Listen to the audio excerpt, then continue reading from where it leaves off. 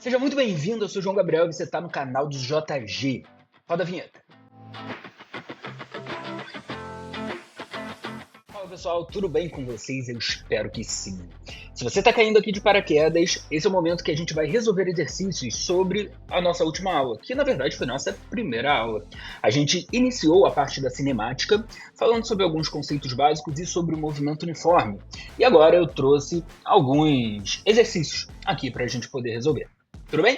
Então, olho na tela, acompanha comigo, sem mais delongas. Se você não assistiu a aula de conteúdo, eu vou tentar deixar esse vídeo aqui. Então, qualquer coisa, depois você volta aqui, assiste a aula de conteúdo e depois volta nos exercícios. Olho na tela, acompanha comigo. O motorista faz uma viagem de carro por uma rodovia cuja velocidade máxima permitida é de 110 km por hora. Durante a viagem, o motorista repara que o velocímetro de seu carro está quebrado, o que impede que a velocidade do automóvel seja monitorada ao longo do percurso. Ao chegar a seu destino, o motorista percebe que levou 2 horas e meia para fazer a viagem. Sabendo que o caminho percorrido foi de 300 km e que a rodovia possui monitoramento de velocidade por toda a sua extensão, o motorista, e aí o que a questão quer saber é se ele vai receber multa, se não vai receber multa, sabendo que a velocidade máxima permitida era de 110 km por hora. Repara, cara, não tem aqui, mistério. Essa questão não tem mistério.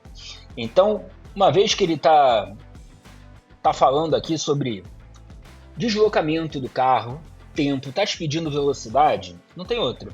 A gente já viu que velocidade pode ser calculada como sendo ΔS sobre ΔT. Então, velocidade é ΔS sobre ΔT. Olha o que a questão está dizendo para a gente. A questão está dizendo que ele percorreu 300 quilômetros num tempo de quanto? Num tempo de 2 horas e meia. Então, se ele percorreu 300 quilômetros em 2 horas e meia, isso daqui vai resultar numa velocidade de quanto? Uma velocidade de 120 km por hora. Se a velocidade máxima permitida era de 110 km por hora, então ele receberá uma multa, pois a velocidade média do carro foi de 120 km por hora. Cara, vestibular é isso. Você vai encontrar questões fáceis, você vai encontrar questões difíceis, questões que, você vai ter que se esforçar mais um pouquinho e tudo bem. Vestibular é isso. Então, vambora. Sem mais delongas para a questão de número 2. Questão de número 2 fala assim. Em uma cobrança de pênalti, um jogador de futebol chuta a bola em direção ao gol, com velocidade média de 108 km por hora. A partir do momento em que perde o contato com o pé do jogador, a bola demora apenas 0,4 segundos para chegar à linha do gol. Durante esse período, a distância percorrida pela bola foi de... Repara, a questão agora deu velocidade, deu tempo e está te pedindo a distância percorrida, está te pedindo o deslocamento. Não tem para onde fugir, não tem para onde fugir. Vai ser isso de novo. Então, velocidade, como é que você calcula? ΔS sobre ΔT. Aqui vai ter um pequeno detalhe. Qual é o detalhe? As unidades. Então, uma vez que a questão está pedindo esse deslocamento em metro e te deu o tempo em segundo, seria muito conveniente que essa velocidade já estivesse em metro por segundo, mas não está. Então, o que a gente vai ter que fazer antes? Passar essa velocidade para metro por segundo. E não tem problema nenhum. Então, essa velocidade de 108 km por hora, ela vai ser igual a quanto? Lembra o que a gente tinha que fazer? A gente tinha que pegar esse valor de km por hora e dividir por 3,6. Ao fazer essa conta, então, você vai achar aí 30 metros por segundo. Tendo, então, a velocidade de 30 metros por segundo, querendo saber quanto foi o deslocamento, basta substituir o tempo por 0,4 segundos. E aí esse 0,4 Você que tem dificuldade em matemática básica, acompanha comigo, isso aqui não é difícil. O que que você quer? Você quer o ΔS. Então você tem que deixar ele sozinho do lado da igualdade. Para deixar ele sozinho, o 0,4 tem que ir para o outro lado. E aí o 0,4 vai para o outro lado fazendo o quê? Se ele está dividindo, ele passa multiplicando, né? Então a gente vai ficar com 0,4 vezes, multiplicando quem? O 30, isso vai ser o ΔS. Então, cuidado com isso, porque às vezes tu quer jogar o ΔS para um lado, para o outro, e aí tu se embola nisso daí. Então vai ficar, ó, 30 vezes 0,4 é a mesma coisa que 3 vezes 4, o que vai dar pra gente 12 metros. Eu sei que tem muita gente que se enrola nessas continha fácil, principalmente quando a incógnita tá do lado direito da igualdade, quando tu quer tacar pro lado direito, aí depois tu transforma. Cara, se você quer achar um valor, mantém esse valor de um lado só da igualdade, independente de qual seja ele. Então, deixa ele do lado direito, só joga o 0,4. E depois o que você tem que fazer é simplesmente escrever ao contrário. Se isso é igual a isso tem que ser igual a isso também. Então, sem mistério, vamos embora logo para a questão de número 3. O petróleo é uma matéria-prima muito valiosa e métodos geofísicos são úteis em sua prospecção. É possível identificar a composição de materiais estratificados medindo-se a velocidade de propagação do som, que é uma onda mecânica, através deles. Considere que uma camada de 450 metros de um líquido se encontra presa no subsolo entre duas camadas rochosas, conforme o esquema. Um pulso acústico que gera uma vibração mecânica é emitido a partir da superfície do solo, onde são posteriormente recebidas duas vibrações refletidas, ecos. A primeira corresponde à reflexão do pulso na interface superior do líquido com a camada rochosa. A segunda vibração deve-se à reflexão do pulso na interface inferior. O tempo entre a emissão do pulso e a chegada do primeiro eco é de 0,5 segundos. O segundo eco chega 1,1 segundo após a emissão do pulso. A velocidade do som na camada líquida em metros por segundo é... João, não entendi nada que ele está falando. Calma, ó, calma que eu tô aqui. Acompanha comigo. Se você tem, né, o emissor de pulsos emitindo pulsos, então esses pulsos eles vão se propagando pela camada rochosa. No momento que bate aqui no líquido, o que vai acontecer? Esse pulso, ó, vem se propagando. Ele bateu aqui, ele reflete. Quando ele reflete, o que acontece? Ele volta. E aí no momento que ele volta, ele vem se propagando aqui e chega aqui depois de um intervalo de 0,5 segundos. Mas repara, não é todo ele que retorna. Existe uma parte desse pulso que passa para o meio líquido e conforme vai se propagando no meio líquido, ao mudar de meio aqui novamente para a parte rochosa, sofre outra reflexão. De modo que vem subindo, subindo, subindo, subindo e chega aqui com um tempo total de 1,1 segundos. Ou seja, demorou 0,6 segundos a mais para percorrer. Pensa aqui comigo o que está acontecendo. Na rocha,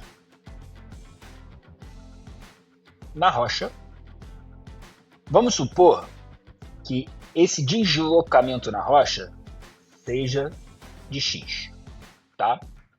Então, para bater aqui e voltar, qual vai ser o deslocamento na rocha? O deslocamento na rocha é de 2x. Ok. E no líquido? Como é que fica no líquido?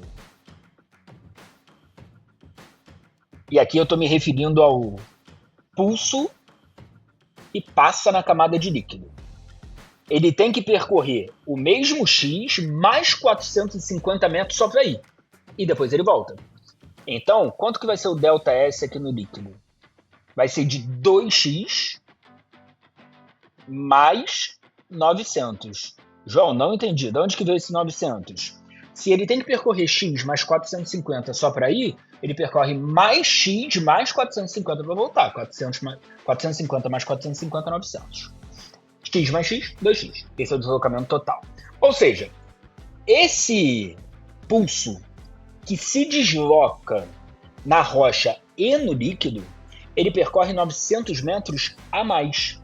Se ele percorre 900 metros a mais em 0,6 segundos, então a gente já consegue calcular essa velocidade dele no líquido. Afinal, os 900 metros foram apenas no líquido. Então, qual vai ser a velocidade do pulso no líquido? ΔS sobre ΔT. Ele percorre 900 metros no líquido. Quanto tempo ele demora para percorrer no líquido? Pô, se ele fez o mesmo trajeto aqui na rocha, né? Descendo e subindo, ele já gastou 0,5. Logo, no líquido, ele gastou 0,6.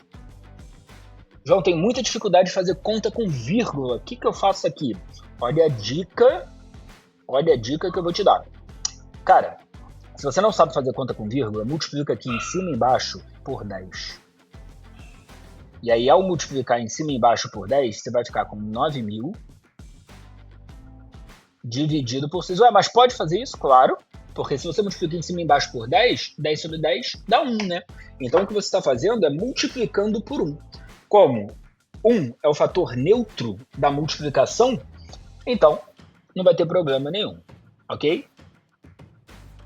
Beleza. E aí, quanto é que dá isso? Então, agora a gente vai ter aqui 1.500 metros por segundo. 1.500 metros por segundo.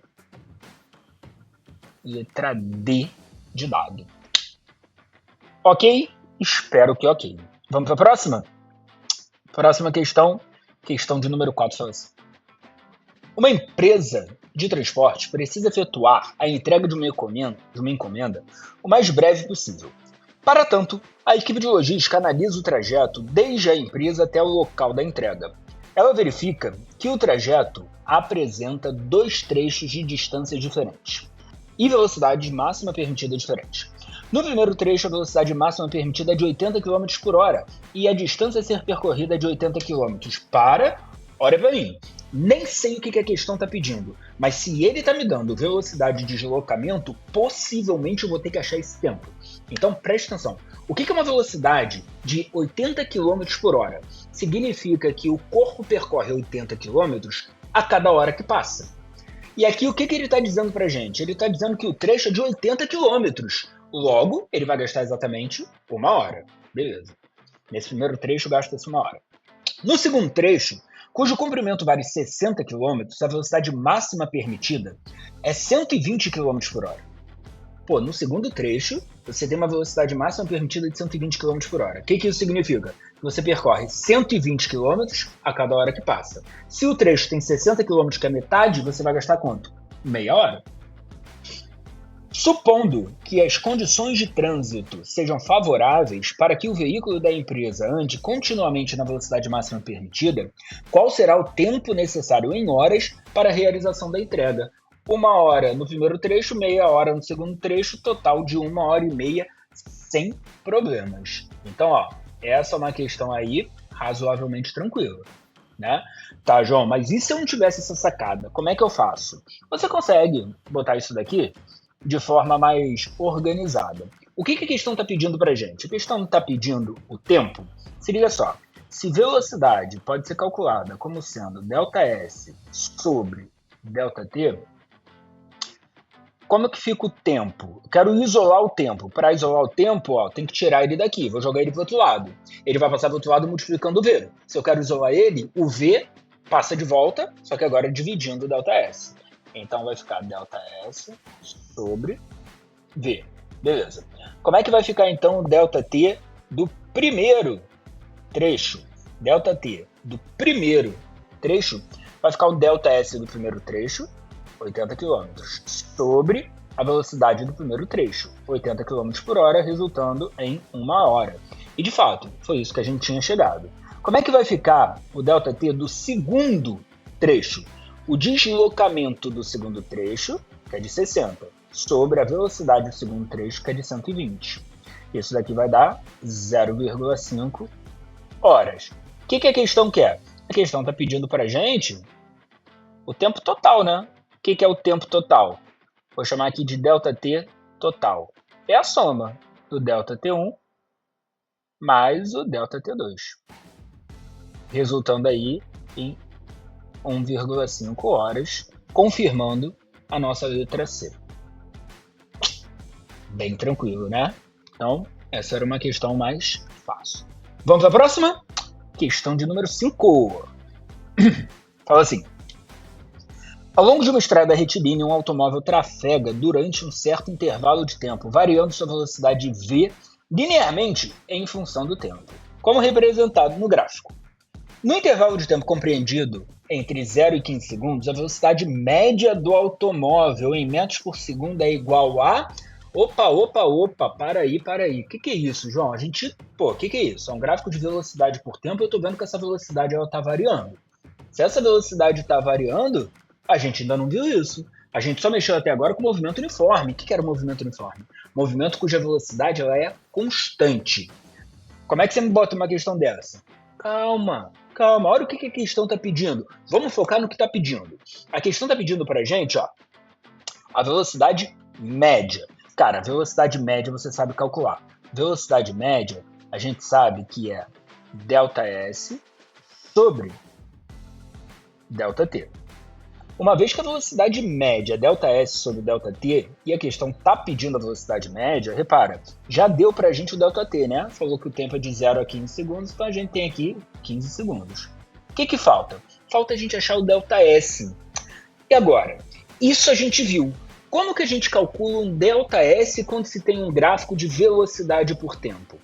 Lembra, uma vez que o ΔS é a multiplicação da velocidade do tempo, se a gente tem então um gráfico cujos eixos são velocidade e tempo, a multiplicação dos eixos nos dá o quê? A área do gráfico. Então o que a gente precisa fazer aqui? A gente precisa calcular a área desse gráfico. Mas, João, que figura é essa? Essa figura daqui ela é um trapézio que está rotacionado. Então a gente pode dizer que o ΔS é numericamente igual à área desse gráfico, que nesse caso aqui vai ser um trapézio, né? Então vai ficar, lembra como é que faz a área do trapézio? Base maior, e uma vez que esse trapézio está rotacionado, a base maior é essa daqui, vale 24. Mais base menor. Quem é a base menor? A base menor aqui é pequenininha. 4. Vezes a altura. Quem é a altura? De 0 até 15, 15. Tudo isso daqui, sobre 2.